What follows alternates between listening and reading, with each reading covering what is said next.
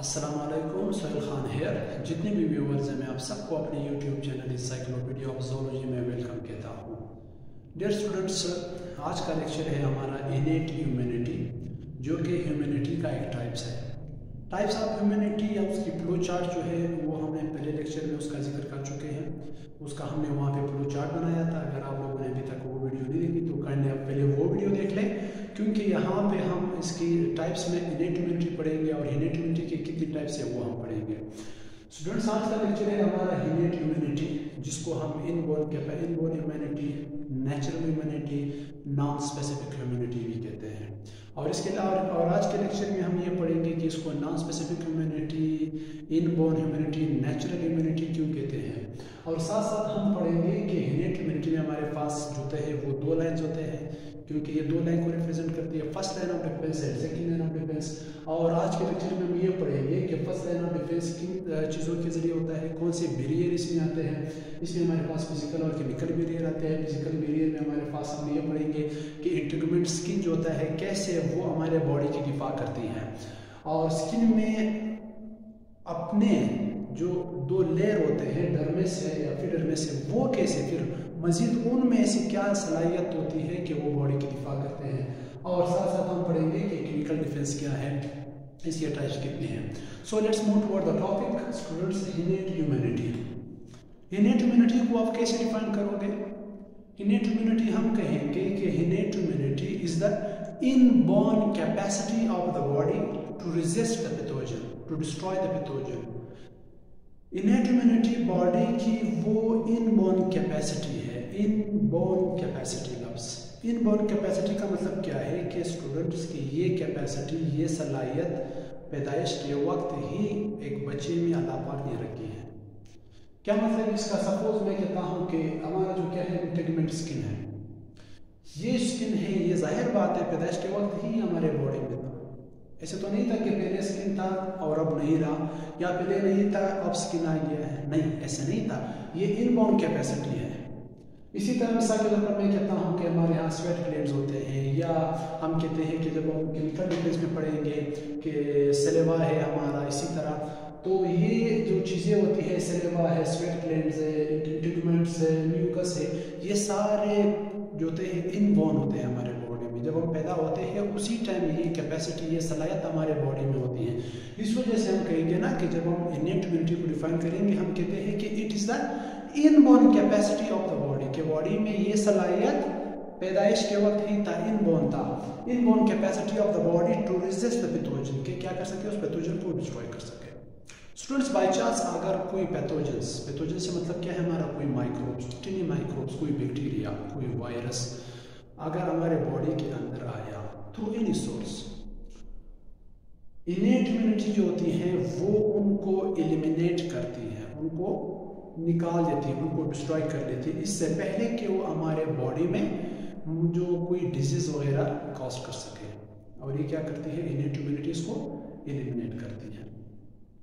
Students, इनेट humanity को हम natural humanity भी कहते हैं, इसको हम इनबोर्न ह्यूमैनिटी भी कहते हैं, और इसी को हम नॉन स्पेसिफिक ह्यूमैनिटी भी कहते हैं। नेचुरल ह्यूमैनिटी इस वजह से कहते हैं क्योंकि ये नेचुरली हमारे बॉडी में पैदा होती है, और इनबोर्न ह्यूमैनिटी जिसको हम कहते हैं। और नॉन स्पेसिफिक ह्यूमैनिटी क्यों कहते हैं? नॉन स्पेसिफिक ह्यूमैनिटी इस वजह से इसको कहते हैं स्टूडेंट्स, क्योंकि ये क्या करती है, ये they show general response to all the microbes and does not act against the particular one.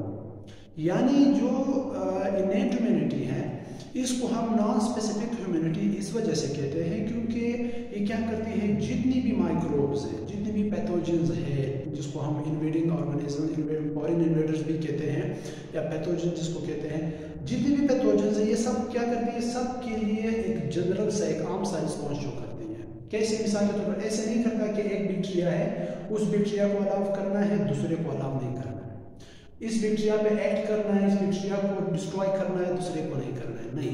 या वायरस को बॉडी के अंदर अलाउ करना है, किसी दूसरे टिनी माइक्रोब्स को अलाउ नहीं करना है, ऐसा नहीं होता। ये क्या है, नॉन स्पेसिफिक ह्यूमैनिटी है। जितने भी है उनको सबको क्या करना है, अपने जो आपका रिस्पॉन्स है वो जनरल होना चाहिए कि जो भी माइक्रोब बॉडी के अंदर आएगा आपने उसको डिस्ट्रॉय कर लेना है। इस वजह से हम इसको कहते हैं नॉन स्पेसिफिक ह्यूमैनिटी स्टूडेंट्स। और ये जो इनेट ह्यूमैनिटी है, ये इनेट ह्यूमैनिटी शो होती है स्किन के जरिए, हम ओवरऑल बात कर रहे हैं ना, स्किन के जरिए, म्यूकस मेम्ब्रेन के जरिए, एंटी माइक्रोबियल प्रोटीन के जरिए जिसमें हमारे पास कॉम्प्लीमेंट सिस्टम आता है, इंटरफेरोन्स आते हैं जिसका जिक्र हम पहले लेक्चर में कर चुके हैं।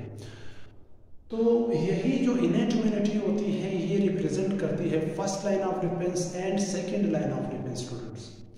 और आज का लेक्चर भी हमारा यही है, first line of defence. First line of defence जो होता है स्टूडेंट्स, हमारे बॉडी जो है वो फिजिकल एंड केमिकल बैरियर के जरिए first line of defence show करती है। कैसे फिजिकल एंड केमिकल बैरियर क्या होते हैं? फिजिकल बैरियर जिसको हम मैकेनिकल बैरियर भी कहते हैं। फिजिकल बैरियर क्या है? ये भी एक फर्स्ट लाइन ऑफ डिफेंस है जो क्या करते हैं, जो माइक्रोब्स को हमारे बॉडी की आउटसाइड रखते हैं ताकि वो इससे पहले कि वो हमारे टिश्यूज पर अटैक करे, हमारे टिश्यू को डिस्ट्रॉय करे, क्योंकि हमारे टिश्यू जो है वो किसी माइक्रोब्स के लिए सस्पेक्टेबल है, इससे पहले वो क्या करती है, वो उस माइक्रोब्स को हमारे बॉडी के अंदर अलाउ करने से रोकती है, बाहर रोकती है उसको। तो ये क्या है? Physical barrier. किस चीज़ों के जरिए रोकती है वो हम पढ़ेंगे, इंटरमेट के जरिए, म्यूकस मेम्ब्रेन के जरिए एंड सो ऑन। तो यही स्टूडेंट्स फिजिकल बैरियर जो होते हैं वो बैरियर शो करते हैं दो तरीकों से। कि हम कौन से दो तरीके हैं हमारे पास? एक है इंटीग्रेंट जिसको हम स्किन कहते हैं, जो क्या करता है, प्रोटेक्ट करता है एक्सटर्नल बाउंड्रीज को। दूसरा बैरियर जो फिजिकल बैरियर शो करता है वो है म्यूकस मेम्ब्रेन, जो क्या करता है, प्रोटेक्ट करता है हमारे इंटरनल बाउंड्रीज को। सो स्टूडेंट्स, जो फिजिकल बैरियर में इंटीग्रेंट्स जो होता है जिसको हम स्किन भी कहते हैं, ये क्या करते हैं, ये प्रोटेक्ट करता है एक्सटर्नल बाउंड्रीज को, जो आउटसाइड जो हमारे बाउंड्रीज है, जो बाहर है। और स्किन के हवाले से अगर हम बात करें तो ये क्या है, ये भी एक टाइप का मिसाल के तौर पर फर्स्ट लाइन ऑफ डिफेंस है। ये हमारे बॉडी में सबसे लार्जेस्ट ऑर्गन जो है वो यही स्किन है, और ये भी क्या करते हैं, एक तरह का बैरियर है माइक्रोब्स के लिए। अब आपके जहन में ये क्वेश्चन आएगा, या बल्कि ये क्वेश्चन बनता है कि कैसे इंटीग्रेंट्स ओवरऑल स्किन की ओवरऑल हमारे बॉडी की दिफा करती है माइक्रोब्स में, या इसके अंदर जो अपने दो लेयर है एपिडर्मिस या डर्मिस, या उनमें ऐसे कोई ना कोई कैपेसिटी होती है, ऐसे कौन से सेल्स होते हैं जो हमारे बॉडी की दिफा करते हैं। यस, एग्जैक्टली इसी तरह है स्टूडेंट्स। जो इंटीग्रेंट है इसके दो डिस्टिंक्टिव दो लेयर होते हैं, या दो लेयर से मिलकर बना हुआ है। वैसे तीन है, लेकिन हम ओवरऑल यहाँ पे ह्यूमैनिटी में दो को पढ़ेंगे, क्योंकि ये दोनों जो है, चाहे वो एपिडर्मिस या डर्मिस हो, वो रोल अदा करता है ह्यूमैनिटी में। एपिडर्मिस और डर्मिस, एपिडर्मिस जो है वो आउटर लेयर है और डर्मिस जो है स्टूडेंट्स वो इनर लेयर है। आप डायग्राम की तरफ देख सकते हो, एपिडर्मिस आउटर लेयर को हम कहते हैं और डर्मिस जो है वो इनर लेयर को कहते हैं। अब फिर क्वेश्चन ये बनता है स्टूडेंट्स, ये एपिडर्मिस में ऐसे क्या चीज़ें मौजूद होती है, ऐसी क्या चीज़ें पाई जाती है जो क्या करते हैं, जो बैरियर होते हैं माइक्रोब्स के लिए, जो हमारे बॉडी की दिफा करते हैं। जो एपिडर्मिस स्टूडेंट्स, एपिडर्मिस में दो तरह के डिफेंसिव सेल्स पाए जाते हैं। डिफेंसिव सेल्स जो क्या करते हैं, डिफेंस शो करता है। कौन से दो सेल्स होते हैं? एक होता है स्टूडेंट्स केराटिनोसाइट सेल्स और दूसरा होता है melanocyte cells. Keratinocyte cells and melanocyte cells, इन दो सेल्स के जरिए एपिडर्मिस अपनी दिफा करती है। ये क्या करते हैं, एक बैरियर होता है, या माइक्रोब्स को अलाउ नहीं करता कि वो हमारे बॉडी के अंदर आ जाए। कैसे? अब हम ये पढ़ेंगे कि वो केराटिनोसाइट सेल्स में से क्या चीज़ पाई जाती है, कैसे वो बॉडी की दिफा करते हैं स्टूडेंट्स। केराटिनोसाइट सेल्स एपिडर्मिस में सबसे ज़्यादा मिकदार में पाए जाने वाले सेल्स होते हैं केराटिनोसाइट्स। ये जो है स्टूडेंट्स स्पेशलिस्ट है किस चीज़ का, केराटिन प्रोडक्शन का, यानी क्या करता है, ये केराटिन बनाते हैं। केराटिन क्या है, केराटिन एक प्रोटीन है हमारे पास स्टूडेंट्स। ये केराटिन की जब डेथ होती है तो ये केराटिन ऊपर की तरफ जाते हैं और आउटर मोस्ट लेयर बना देते हैं। उस आउटर मोस्ट लेयर को हम कहते हैं केराटिनाइज्ड लेयर। कैसे स्टूडेंट्स, डायग्राम की तरफ हम आते हैं। ये आपको डायग्राम नजर आ रहा है स्किन का, एपिडर्मिस, डर्मिस एंड हाइपोडर्मिस। यहाँ पे आप देख सकते हो कि ये वाला इसको हम कहते हैं क्या, केराटिनाइज्ड लेयर। ये जो रेड पेन से मैंने शो किए हैं इसको हम कहते हैं केराटिनोसाइट सेल्स। ये केराटिनोसाइट सेल्स पाए जाते हैं यहाँ पे एपिडर्मिस में स्टूडेंट्स। जब बाद में जब इस केराटिनोसाइट सेल्स की डेथ हो जाती है तो ये क्या करते हैं, ये केराटिन बना देते हैं। केराटिन बनाने के उस केराटिन की फिर डेथ हो करके क्या करते हैं, प्रोटीन क्या करते हैं, फिर वो केराटिनोसाइट्स जो होते हैं, केराटिनोसाइट सेल जो होते हैं उनकी डेथ हो करके क्या बनाते हैं, आउटर लेयर बना देते हैं। ये आउटर लेयर जिसको हम कहते हैं केराटिनाइज्ड लेयर। और ये केराटिनाइज्ड लेयर डेथ होती है और ये क्या करते हैं, ये एक तरह का बैरियर होता है माइक्रो ऑर्गेनिजम्स के लिए, बैक्टीरिया वगैरह के लिए। ये केराटिन क्योंकि ये डेड है और इसी केराटिनाइज्ड लेयर में कोई माइक्रोब्स, कोई बैक्टीरिया वगैरह ग्रोथ भी नहीं कर सकते। इससे नीचे क्या होता है, इस लेयर को कहते हैं ये लिविंग लेयर है। और लैंगरहैंस सेल्स भी पाए जाते हैं। मेलानोसाइट सेल जो हम बाद में पढ़ेंगे, मेलानोसाइट सेल्स इधर आप देख रहे हो, ये क्या है, ये मेलानोसाइट सेल है। तो ये जो केराटिनोसाइट स्टूडेंट्स, इसका मेन फंक्शन क्या है कि ये केराटिनाइज्ड लेयर बनाता है। रिसेंटली इसका एक और फंक्शन भी डिस्कवर किया गया है। रिसेंटली वो जो कहते हैं कि जो केराटिनोसाइट सेल्स है वो सिर्फ और सिर्फ outer keratinized layer of the skin नहीं बनाता, बल्कि it is an important immunologically, यानी ह्यूमैनिटी में भी ये एक रोल अदा करता है। ह्यूमैनिटी में भी ये इम्पॉर्टेंट ह्यूमैनिटी के लिए कैसे स्टूडेंट्स कहते हैं कि जो केराटिनोसाइट सेल्स है, आजकल इसका एक रिसेंटली एक फंक्शन डिस्कवर किया गया है कि जो केराटिनोसाइट सेल्स होते हैं वो क्या करते हैं, वो एक सब्सटेंसेस बनाते हैं। उस सब्सटेंसेस को हम कहते हैं एंटी माइक्रोबियल पेप्टाइड। अब एंटी माइक्रोबियल पेप्टाइड अलग से टॉपिक है। आप ये समझो कि एक सब्सटेंसेस है जिसको हम कहते हैं एंटी माइक्रोबियल पेप्टाइड, और इस एंटी माइक्रोबियल पेप्टाइड को हम कहते हैं स्टूडेंट्स कैटिलेसिडेंस। कैटिलेसिडेंस, तो आप कहोगे कि कैटिलेसिडेंस एक तरह का एंटी माइक्रोबियल सब्सटेंसेस है जो कौन बनाता है, केराटिनोसाइट सेल्स बनाते हैं। और इसका फंक्शन क्या होता है, ये कैटिलेसिडेंस का इसका फंक्शन ये है स्टूडेंट्स कि ये एक तो माइक्रोब्स को अलाउ नहीं करता कि वो हमारे बॉडी पे अटैक करे, और स्किन वॉन्ड्स को इसकी दिफा करते हैं, स्किन को वॉन्ड से बचाता है कौन, ये कैटिलेसिडेंस। और इसका मेन फंक्शन ये है कि एक बैक्टीरिया है, उस बैक्टीरिया को हम कहते हैं स्टूडेंट्स स्ट्रेप्टोकोकल बैक्टीरिया। वो स्ट्रेप्टोकोकल बैक्टीरिया जो होती हैं वो हमारे स्किन पे अटैक करती हैं, उसके केराटिनाइज्ड लेयर पे अटैक करती हैं, और ये केराटिनोसाइट सेल जो होते हैं वो एंटी माइक्रोबियल पेप्टाइड बनाते हैं। कैटिलेसिडेंस जो होता है वो कैटिलेसिडेंस उस बैक्टीरिया को अलाउ नहीं करता कि वो हमारे केराटिन पे, हमारे स्किन पे क्या कर सके, अटैक करें। ये क्या था, केराटिनोसाइट सेल्स था। दूसरा हमारे पास दूसरे सेल जो है मेलानोसाइट सेल्स। मेलानोसाइट सेल्स को अगर केराटिनोसाइट सेल के साथ कंपेयर करें तो इसकी मिकदार कम है, किससे, केराटिनोसाइट सेल्स से, यानी ये कम मिकदार में पाए जाते हैं हमारे एपिडर्मिस में। ये भी हमारे एपिडर्मिस में स्टूडेंट्स यहाँ पे आप देख रहे हो, ये पूरे एपिडर्मिस में यहाँ पे भी एक सेल्स पाए जाते हैं। उस सेल्स को हम कहते हैं melanocyte cells. Melanocyte cells, melanocytes एक स्पेशलिस्ट है, एक प्रोटीन, एक पिगमेंट बनाते हैं, एक पिगमेंट, उस पिगमेंट को हम कहते हैं मेलानिन। उसको कहते हैं मेलानिन। मेलानिन एक पिगमेंट है जो मेलानोसाइट से बनाते हैं। स्टूडेंट्स जो हमारा स्किन है, स्किन में अपने और भी सेल्स होते हैं, स्किन सेल्स को हम कहते हैं। ये जो मेलानिन है ये उस स्किन सेल के ऊपर ऐसे डिस्पर्स हो जाता है, ऐसे लपेट जाता है, ऐसा फैल जाता है उस स्किन सेल्स पर। तो जब ये उस स्किन सेल पर फैलता है अराउंड उस स्किन सेल्स पर, तो क्या करती है ये उस जो अल्ट्रावायलेट लाइट है जो हार्मफुल है हमारे स्किन के लिए, उस अल्ट्रावायलेट लाइट को क्या करते हैं, ये एब्जॉर्ब कर लेती है। तो आप क्या कहोगे, आप कहोगे कि मेलानोसाइट सेल्स कैसे ह्यूमैनिटी में रोल अदा करते हैं।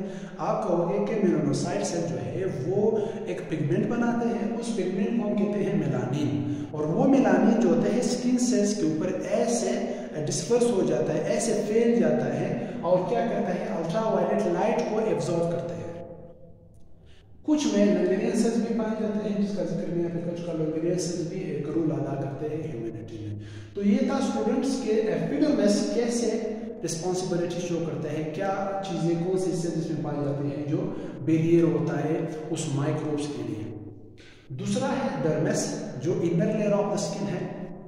अब डर्मिस में दो तरह के ग्लैंड पाए जाते हैं students, sweat gland and sebaceous glands.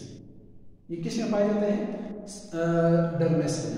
ये आपको देख रही है आप डर्मिस है, ये जो आपको नजर आ रहा है ये वाला, इसको क्या कहेंगे, इसको हम कहते हैं सेबेशियस ग्लैंड्स, और ये वाला जो आपको नजर आ रहा है कहते हैं स्वेट ग्लैंड्स।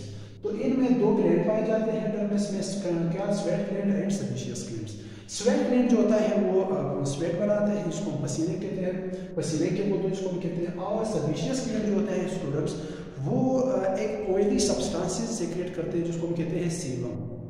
ये दोनों स्वेट एंड सेबेशियस ग्लैंड मिल करके कलेक्टिवली या एक साथ क्या करते हैं, ये जो हमारा स्किन है, स्किन की पीएच को 3 से लेकर 5 तक मेंटेन रखते हैं, 3 to 5 मेंटेन रखते हैं। अब इस दौरान स्किन जो होता है ये 3 to 5 पीएच होता है, ये एसिडिक होते हैं स्टूडेंट्स, और एसिडिक होने की वजह से जो माइक्रोब्स होते हैं वो हमारे स्किन पर अटैक नहीं कर सकते, ये उनके लिए बैरियर होता है। तो इस दोनों का क्या है, एक कलेक्टिव एक फंक्शन था। अब हम अलग अलग इस दोनों को पढ़ेंगे कि कैसे स्वेट ग्लैंड हमारे बॉडी की दिफा करते हैं, कैसे वो माइक्रोब्स के लिए बैरियर होता है, और सेबेशियस ग्लैंड्स कैसे बैरियर होते हैं। स्टूडेंट जो स्वेट ग्लैंड है, स्वेट ग्लैंड्स का एक इम्पॉर्टेंट समझो एक फंक्शन है इसका कि ये क्रूशियल है, इम्पॉर्टेंट है टेम्परेचर रेगुलेशन के, टेम्परेचर को रेगुलेट करने में ये रोल अदा करते हैं, ये उसके लिए भी इम्पॉर्टेंट होता है। और दूसरा इसका मेन फंक्शन स्वेट ग्लैंड का जो है स्टूडेंट्स इम्यूनिटी में, वो ये है कि ये प्रोड्यूस करता है एंटी माइक्रोबियल पेप्टाइड्स। जैसा ये जो केराटिनोसाइट्स बनाते थे एंटी माइक्रोबियल पेप्टाइड, इसी तरह स्वेट ग्लैंड भी बना रहा है एंटी माइक्रोबियल पेप्टाइड, जिसको हम कहते हैं डर्माइसिडिन्स, जिसको हम क्या कहते हैं, डर्माइसिडिन्स। सो डर्माइसिडिन जो है स्टूडेंट्स, ये एक एंटी माइक्रोबियल पेप्टाइड है जो क्या करते हैं, एक तो ये माइक्रोब्स को बाहर रखते हैं हमारे स्किन से कि वो हमारे स्किन पर अटैक ना करें। दूसरा इसका मेन फंक्शन ये है ना कि जब स्किन को वॉन्ड्स होते हैं, जख्म या चोट लग जाते हैं, वो उस जख्म से को बचाता है डर्माइसिडिन। ये क्या है, एक एंटी माइक्रोबियल पेप्टाइड है। अब है सेबेशियस ग्लैंड्स के, सेबेशियस ग्लैंड्स कैसे क्या रोल अदा करता है इम्यूनिटी में। इसके सेवरल फंक्शन है सेबेशियस ग्लैंड का, लेकिन इसमें one of the most important function जो है वो है सीबम सीक्रेट करना, सीबम प्रोड्यूस करना। अब सीबम क्या करता है, सीबम का एक मेन फंक्शन ये है स्टूडेंट्स की, क्या करते हैं, हमारे जो केराटिनाइज्ड लेयर है उसको वाटरप्रूफ बना देता है, जो वाटरप्रूफ केराटिनाइज्ड लेयर, और उसको प्रिवेंट करता है, प्रिवेंट देम फ्रॉम ड्राइंग, खुश्क होने से, एंड क्रैकिंग और तोड़ने से।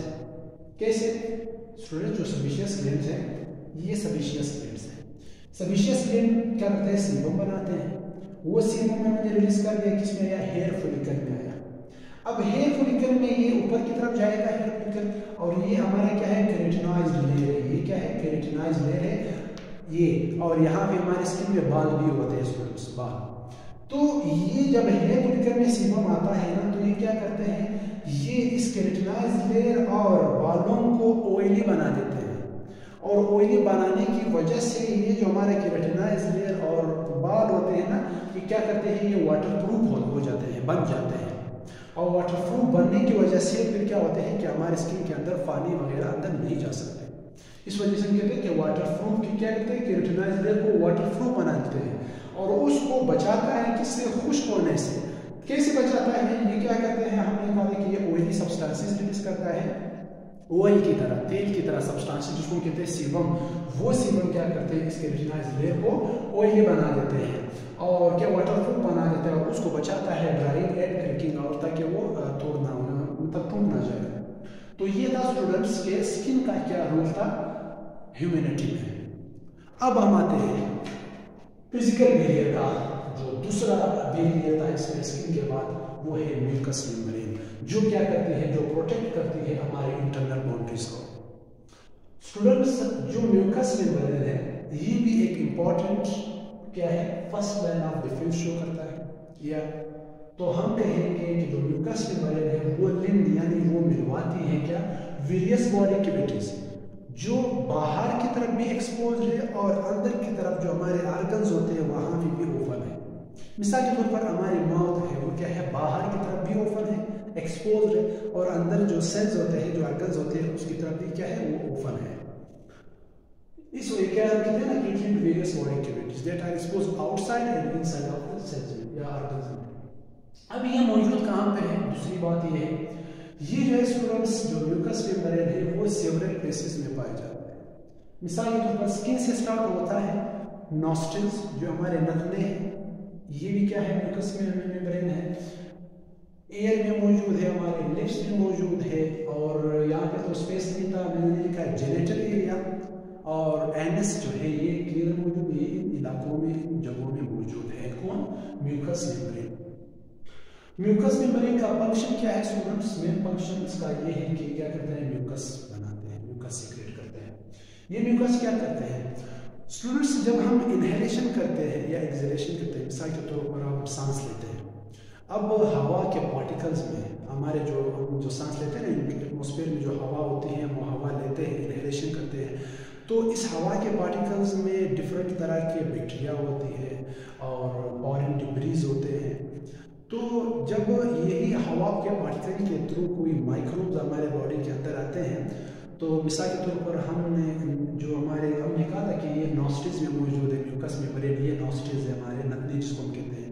अगर हम इनहेलेशन करते हैं तो अगर इस हवा के पार्टिकल्स में कोई माइक्रोब्स हमारे बॉडी के अंदर गया थ्रू दिस नॉस्ट्रिल के जरिए, तो ये क्या करते हैं, इस नॉस्ट्रिल्स में और अपर एंड लोअर रेस्पिरेटरी ट्रैक्ट में म्यूकस मौजूद होते हैं।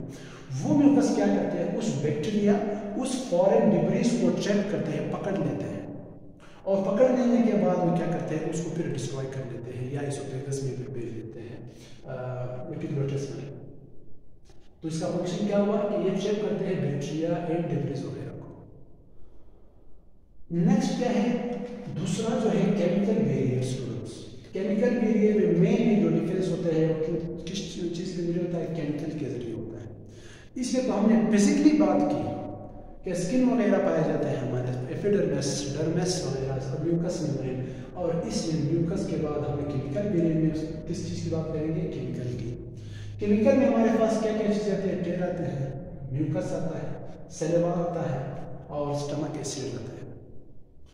टेर, म्यूकस एंड सेलेवा जो है स्टूडेंट्स, ये क्या करते हैं, जो एक्सपोज सरफेस या जैसे हमारा स्किन है, ये सब बाल है, हमारा जो चेहरा है, जिसको कहते हैं एक्सपोज सरफेस, इन्वायरमेंट की तरफ एक्सपोज है, उनको क्या करती है, बात उनको धोती है।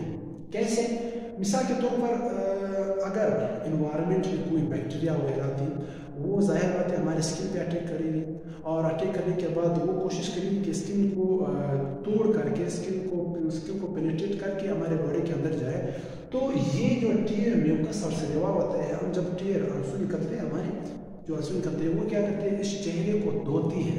इसके धोने से अगर यहाँ पे कोई बैक्टीरिया वगैरह थी, वो क्या करेगा, उस बैक्टीरिया को डिस्ट्रॉय कर लेगा। और अगर इसी तरह हमारे मिसाल के तौर पर लिप्स में या माउथ में इस तरह कोई बैक्टीरिया वगैरह है, तो सेलेवा और म्यूकस उसको डिस्ट्रॉय एलिमिनेट करेंगे। अब स्टूडेंट, सेलेवा एंड म्यूकस में किसकी बात नहीं कर रहे हैं, टेर की बात नहीं कर रहे हैं। सेलेवा और म्यूकस में एक तरह का एंटी माइक्रोबियल प्रोटीन होते हैं, एंटी माइक्रोबियल प्रोटीन। उस एंटी माइक्रोबियल प्रोटीन को हम कहते हैं लाइसोजाइम्स। लाइसोजाइम्स ये किस में मौजूद है, सेलेवा एंड म्यूकस में मौजूद होते हैं स्टूडेंट्स। ये लाइसोजाइम्स असल में क्या है, ये असल में एंजाइम्स है। लाइसोजाइम्स क्या है, एंजाइम्स है असल में। ये क्या करते हैं, ये किसी बैक्टीरिया की वाल, जो आउटर वाल होते हैं, उस पर अटैक करते हैं, और अटैक करने के बाद उसको क्या करते हैं, डिस्ट्रॉय कर लेते हैं। तो फंक्शन ऑफ लाइसोजाइम्स क्या है, इसका फंक्शन क्या कहेंगे, it attack on the bacterial वाल, किसी बैक्टीरिया की वाल पे अटैक करता है और उसको फिर डिस्ट्रॉय कर लेता है। नेक्स्ट, इसी केमिकल बैरियर का है स्टमक एसिड। स्टमक एसिड कैसे दिफा करती है हमारे बॉडी की, कैसे वो एक बैरियर होता है, कैसे वो एलिमिनेट करता है पैथोजेंस को। स्टूडेंट, स्टमक एसिड में हमारे जो स्टमक है, इसमें ग्लैंड्स पाए जाते हैं। वो ग्लैंड्स क्या करते हैं, वो एक हाइड्रोक्लोरिक एसिड बनाते हैं, HCl जिसको हम कहते हैं। ये HCl क्या करते हैं, वो पैथोजेंस वगैरह को डिस्ट्रॉय कर लेते हैं। अगर कोई पैथोजेंस इनहेलेशन के दौरान या खुराक लेने के दौरान हमारे बॉडी के अंदर आया भी, तो ये क्या करेगा, स्टमक एसिड क्या करेगा, वो HCl रिलीज करेगा, प्रोड्यूस करेगा। वो HCl हाइड्रोक्लोरिक एसिड उस पैथोजन को फिर क्या करेगा, डिस्ट्रॉय करेगा। अब यहाँ तक तो बात क्लियर है स्टूडेंट्स।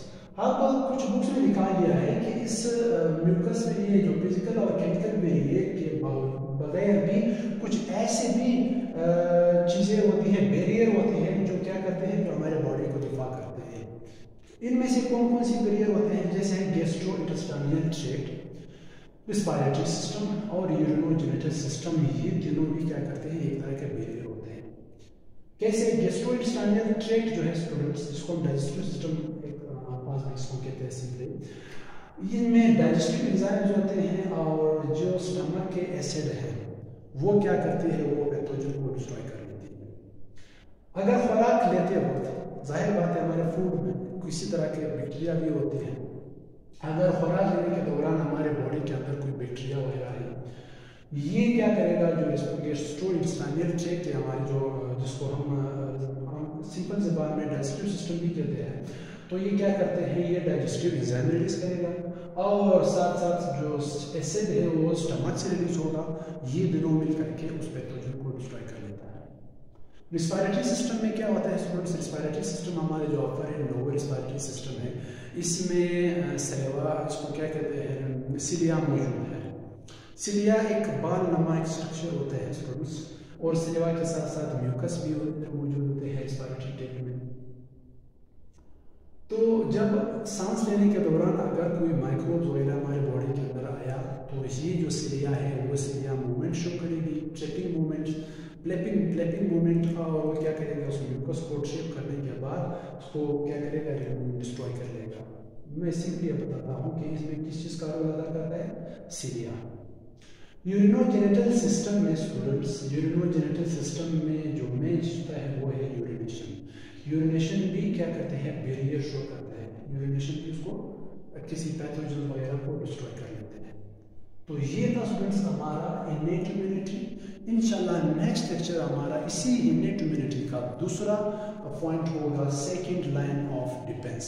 उसको भी हम इसी तरह मजीद 1 बाय